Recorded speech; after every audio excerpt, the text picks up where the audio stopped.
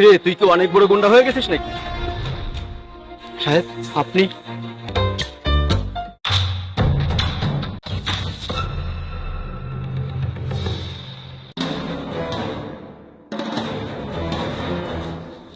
টাকা?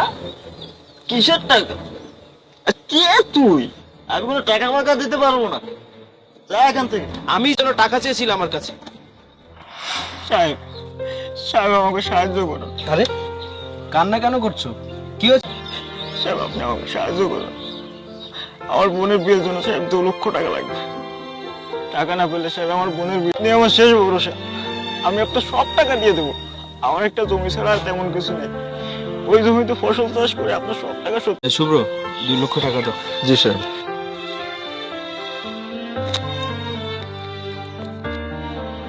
সব টাকা শোধ করে দেবো সাহেব।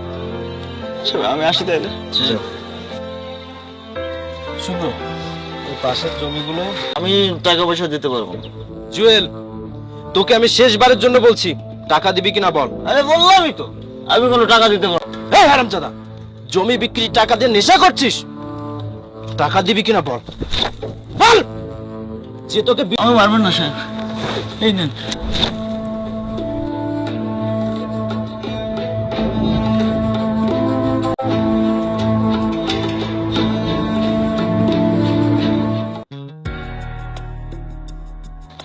এই দেখ,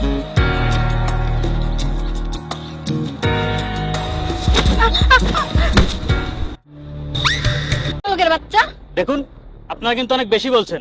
ভাইয়ের কলার ছাড়ুন।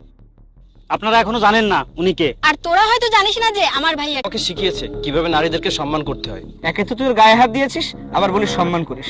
এই তো নারীদের প্রতি সম্মান। সুযোগ পেয়ে ছুঁয়ে দিলি।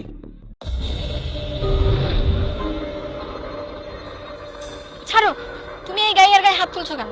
শুধু শুধু ছুঁচো মেরে হাত ফেলছে, ওরা হয়তো জানে না এই আগুনে ওদের তছনছ করে দিতে পারে। অনেক হয়েছে ভাইয়া, এবার ওরা যদি কিছু বলে ওদের ছাড়বো না কিন্তু। আপনার দিকে তাকিয়ে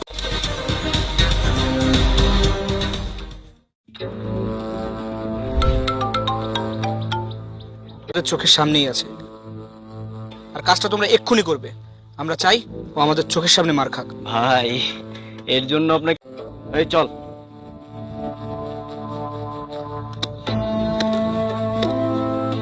কিরে,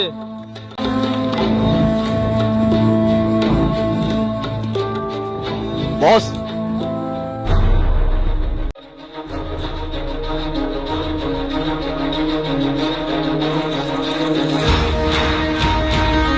নাকি?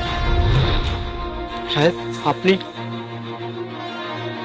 সাহেব, আমি ভেবেছিলাম অন্য কেউ, আমি জানতাম না। ভাইয়া, এই কাজ মনে হয় ওদেরই। জায়গা পড়ে থাকতে আমার গায়ের উপর দিয়ে গাড়ি চাপিয়ে যেতে হবে? পাশ দিয়ে তো যেতে পারতেন। একে তো রাস্তার মাঝে শুয়ে আছিস, তারপর আবার মুখে মুখে তর্ক করছিস। দেখছি মূর্খের মতো কাজ করছেন। রাস্তায় এত জায়গা পড়ে থাকতে আমার গায়ের উপর দিয়ে গাড়ি চাপিয়ে দিয়ে যাচ্ছেন। গলা নিচু করে কথা বল। তোর মতো গাইয়ার কোনো যোগ্যতা নেই আমার। স্টুপিড একটা। আমাদের এমনিতেই লেট হয়ে গিয়েছে, আর এর জন্য ওয়েট করলে তো আরো লেট হয়ে যাবে। তুমি এক কাজ করো, সাইড দিয়ে গাড়িটা নিয়ে চলো।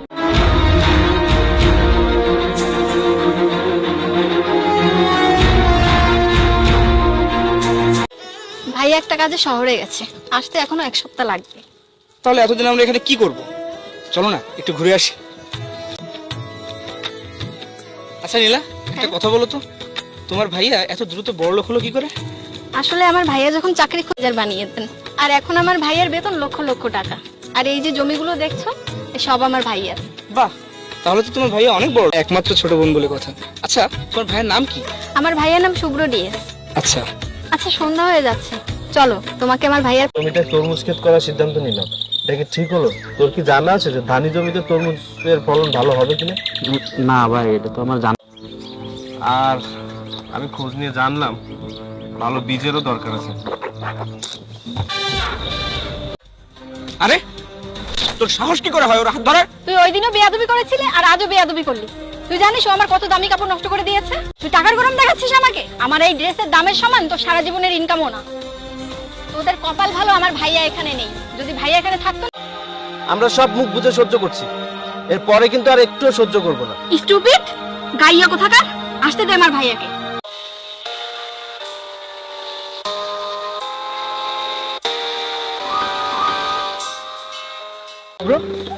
তোমার কপাল কিভাবে ফাটলো?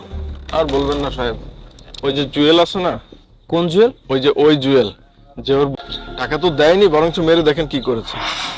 শুধু তাই না সাহেব, ও আর এটাও বলেছে যে কারোর ক্ষমতাই নেই ওর থেকে টাকা আদায় করার। তরমুজ খেতে যারা কাজ করছে ওদের মজুরিটা দিয়ে দাও। চল।